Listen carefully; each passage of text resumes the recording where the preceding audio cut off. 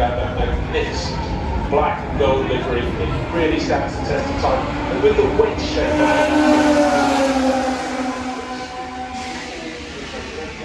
in 1970, it wasn't a great success when they hit the road. They kept going back to driving the Lotus 49, but wholly or old-fashioned when they got it to work. And my God, it did Emerson Fittipaldi really delivered. World champion in 1972. Now, six-wheel Tyrrell.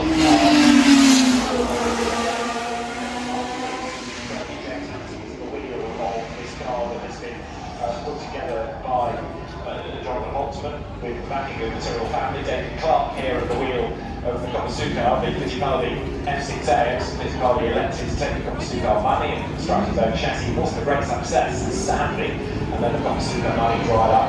Scroll along and back came along, but the Fittipaldi was stuck. Career ended the way it did. But it's a really tricky thing, because at that stage, you know, these are almost jokes sometimes. You could have put a Ford Cosworth DFV in almost anything and have a serious crack, but it just, for whatever reasons, wasn't a competitive car. It sort of stepped away from the pace with the more. I love that livery around on which you go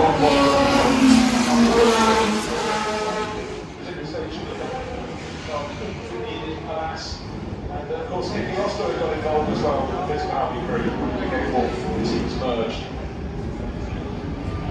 So, we've got also next on the hill, Andrew Beaumont in the ex-Mario Andretti Japanese Grand Prix winning Lotus 77. That was the car that won the Wet 76. There's one on this one actually.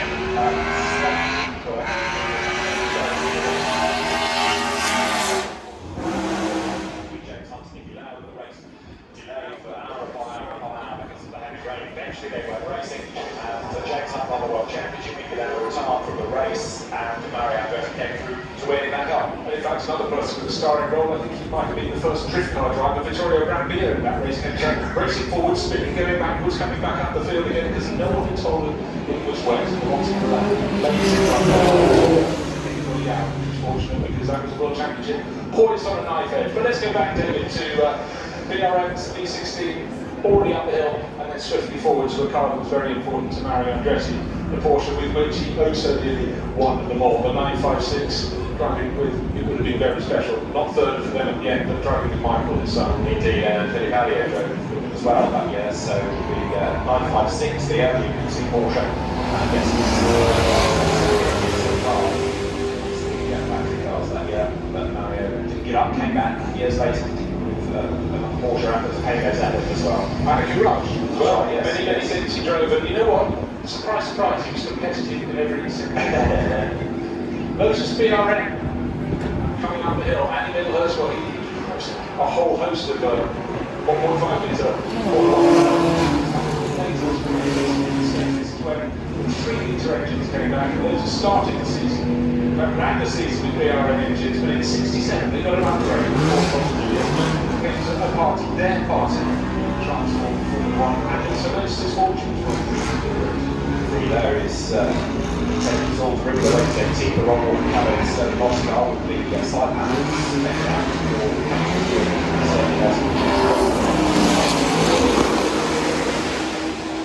but then we've also got behind it the evocation of the sharp-nosed Ferrari, Jason White at the wheel of it, which is a 1961 style car. It's a faithful reconstruction of chassis 0002, the Olivier Jean-Louis car, and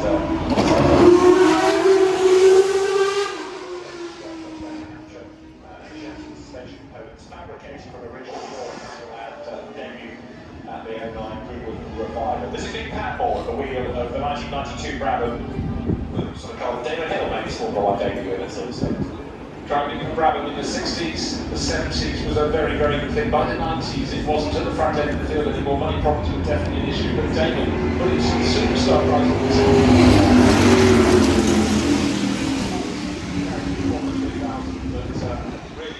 Really, if he hadn't been as good as he was, it could have been DNQs at the end of a burgeoning career, but persevered without him. Think Patmore, he never hanged around. Makes everything look exciting.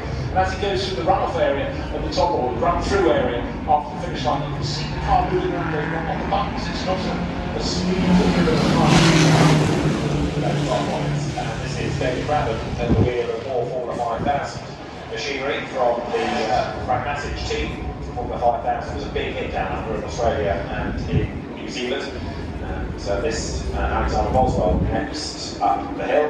He is heading towards us now in the Ferrari 500 625A, a 1952 Formula 1 style Ferrari. Very simple in its shape, very simple in its design. Again, roll bars or any real safety. It was just you in control of that car. It was, and Ferrari really hit the ground running. They were ready when Formula 1 dropped down to Formula 2 rules from 52. Alberto Ascari didn't attend the first race. He won everything thereafter and carried that form on into 53. So 2 titles under his belt. Another driver who hit the ground running. It's just a timeless sight. Jackie in the Tyrrell 003, with which he took the first of his World Championship titles. With the Tyrrell, of course, he picked one up in a match run by Tyrrell in 1969, and then completed the hat-trick 2 years later. But this is a very sweet car for Jackie, been in the family collection ever since. And so Jackie just loves bringing his Goodwood. Yes, we were discussing earlier, weren't we, 1971, his World Championship. Decided he wanted its own engines and its own cars, and Tyrrell didn't want to go that route. They had a march for a season, but it wasn't a success, and so they brought out the Tyrrell 001 at the end of 1970. It was quick, but not quite right, not quite reliable, and a lot of development was done, and so as the 1971 season started, they came out fighting. It dominated the next best opposition, and the Ferraris were just unreliable.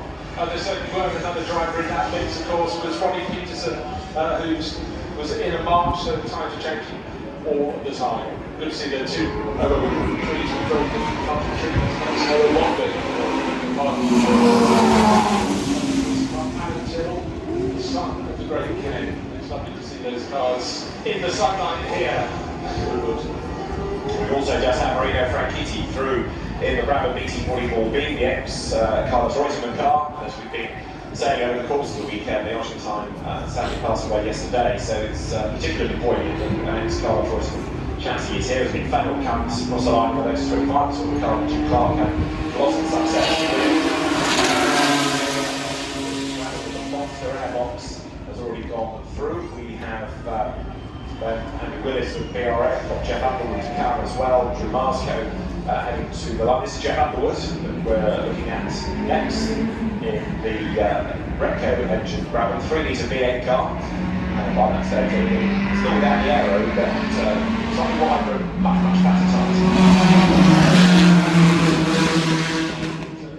Australian engine manufacturer, not really even a racing engine company, but Jack Brabham spotted the potential. He took the title in 66, the BT20, just in that upper hill, and then his teammate Denny Holt across the Tasman Sea from New Zealand won the title in 67. Right, the first BRM to take a race victory, the P25.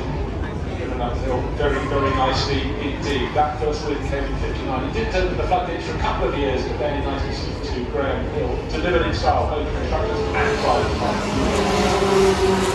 Yes, it's Charles McKenna's car, Andy Willis, that was off with his driving. He was a car that Bonnier took to race win. Drew Marsco here in the BRM E261, which is another car that was great to see on the hill. Drew Marsco at the wheel of the, again, very, very attractive E261.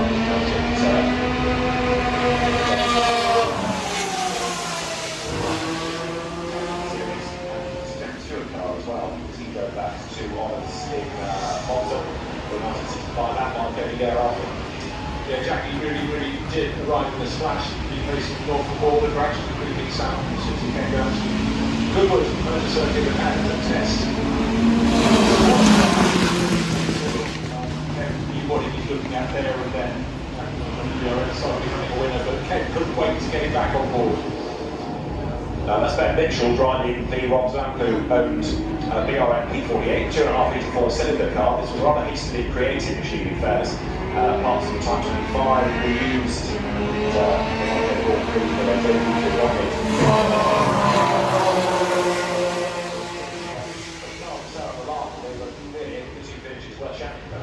Absolutely so they did, but of course the main job there was to get the engine behind the driver's shoulders. The writing was on the wall, courtesy of Cooper Motors, that no longer could achieve great with the engine at the front.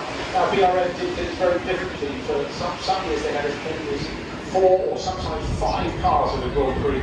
The management was trying to get more and more money into the team. Didn't always work, but often just that a bit too complicated. They were great looking cars out of the early 1970s, very, very sleek. In the hands of the likes of Miller Rodriguez, boy did they fly on the circuits where all that V12 power. I think BRM had a tumultuous end to its time, didn't it? With Lewis Hamilton and other teams.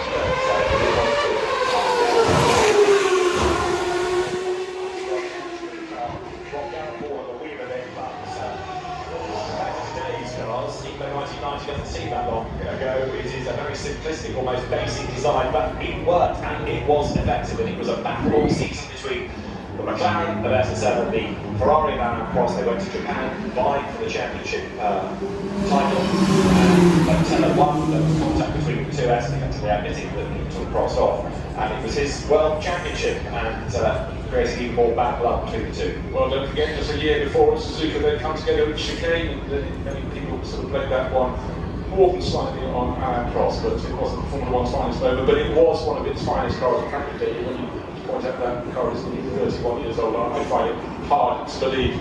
Go back even further in time, back to 1982, and a tumultuous year in Formula 1 because very few people managed to find an advantage. And that was the FW, the 82 car. Tuesday down. He's Formula 1 world champion. Jenson Button raced the British GT at the end of last year, and intrinsically involved these days in his own race team with Chris Bunker, his best mate, with Bob Neville, who used to engineer and race cars himself, and is now with RJN in Team Rocket's RJN.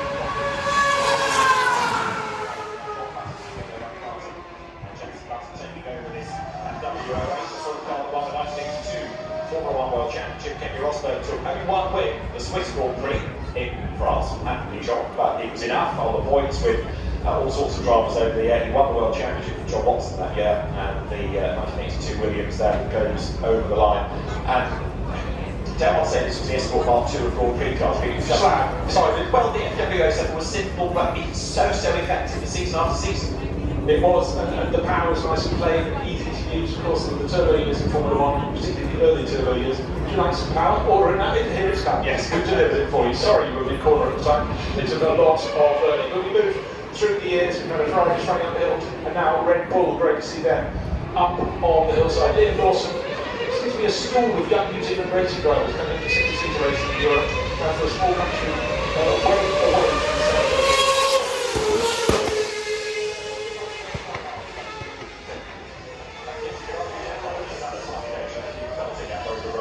But yeah, Liam Lawson is a man with a great future ahead of him. Currently one of the leading lights in Formula 2, heading now up the hill to the kink and then through past the Flipboard where he is. But yeah, Liam Lawson in this Red Bull, the Mark Webber car from 2011.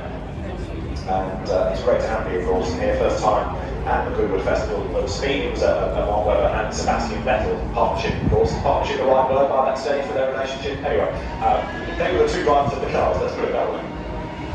We like to get together. That Turkish Grand Prix, remember?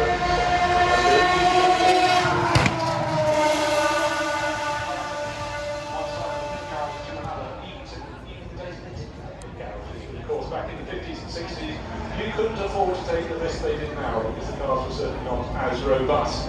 The tracks certainly were a whole lot closer. Ferrari F2007.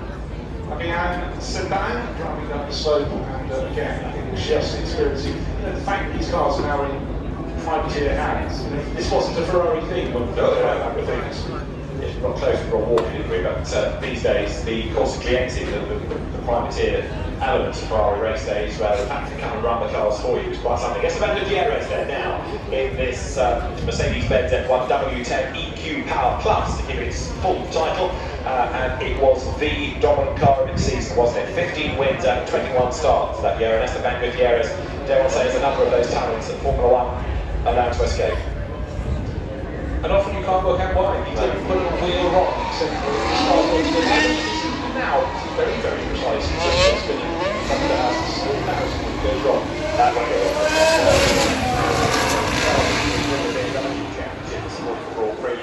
Oh, so enthusiastic laugh. He was the only person in front of the cameras. Then he dominated the